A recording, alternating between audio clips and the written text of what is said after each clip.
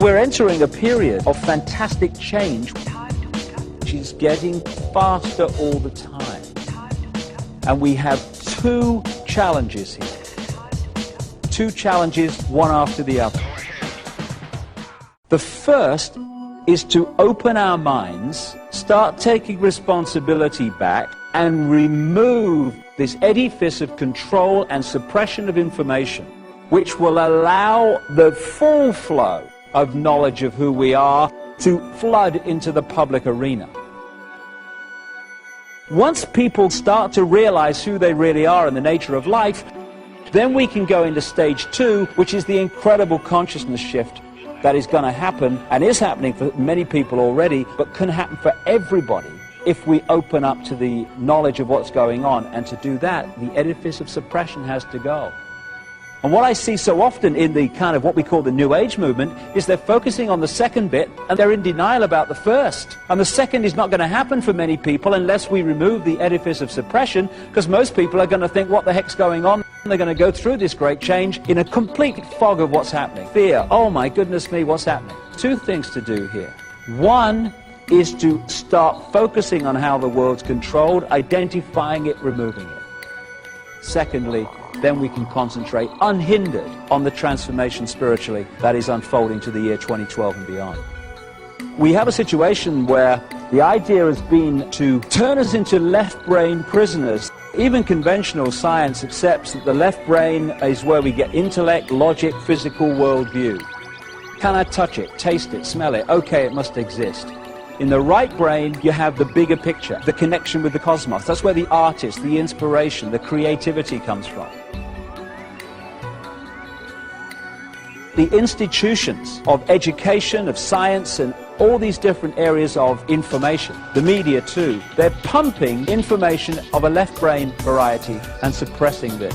What we call education works like this. Information is pumped into the left brain, most of it completely rubbish. And what students are asked to do is to hold that information there, and then when they get an exam paper in front of them, to regurgitate that onto the paper.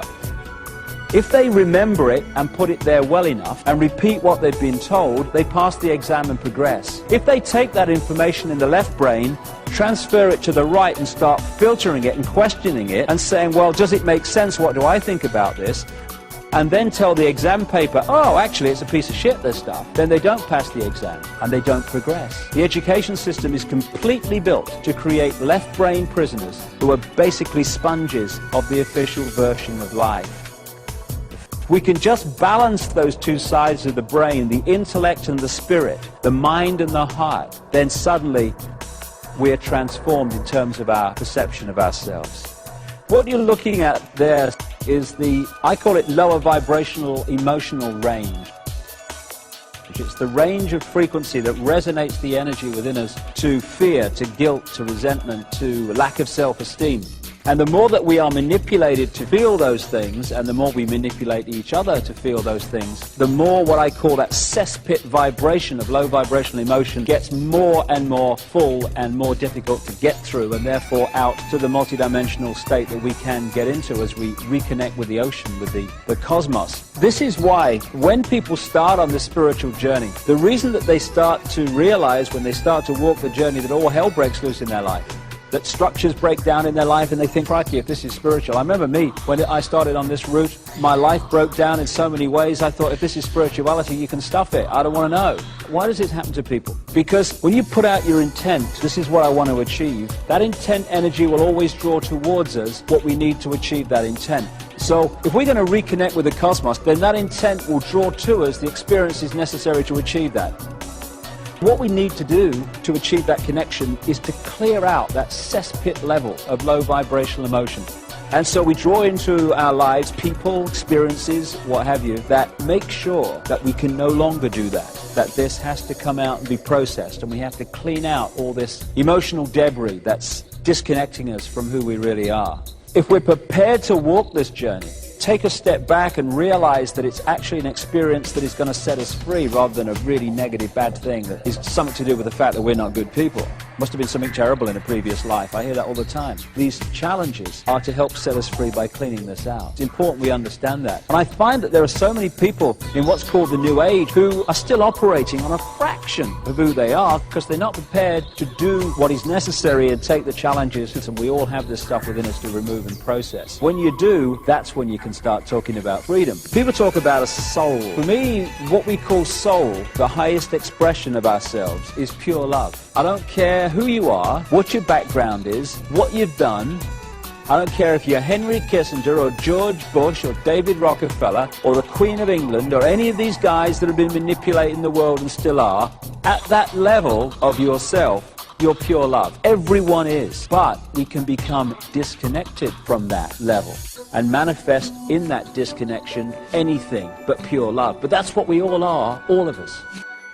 And when we get disconnected, that's when the problems start, and the imbalances start, and the imbalanced behavior starts. When we're born into a physical body, if we maintain that connection with pure love, soul, then we have the eyes and ears information coming in, telling us and giving us a fix about the world around us. And we have the connection with soul, the intuition, which is guiding us from another perspective. We have both. Symbolically, it's like a spaceman on the moon, where you're in that big spacesuit, symbolic of the body, and you've got the eyes and ears information giving you a fix on what's happening around you. But you've also got mission control giving you the big picture guidance. This is what comes next, then do that, and this is what's next on the agenda. Symbolic of intuition. Imagine what would happen if someone came along and cut or dramatically reduced that spaceman's connection to mission control. Suddenly, this is the only information and the vague memory of what should have been happening at this time. And that spaceman's behavior would dramatically change within seconds and minutes compared with what it would have been had mission control stayed in big picture contact. And that symbolically is what happens to us when we come into this world. When we're born, the conditioning starts, the programming starts to disconnect us from mission control, soul. So the eggshells start. We start to be conditioned to see ourselves as either just a physical body or subjected to some god and what have you. The programming gets started from the moment we become conscious. And if we can just break that eggshell and we can express the true nature of who we are and not live someone else's version of what we should be, when the eggshell cracks, we reconnect with mission control. And at that point, we taste freedom. That is the challenge now that we all have and the opportunity we all have. Chinese have a word that means both danger and opportunity. We're at the point now of that choice.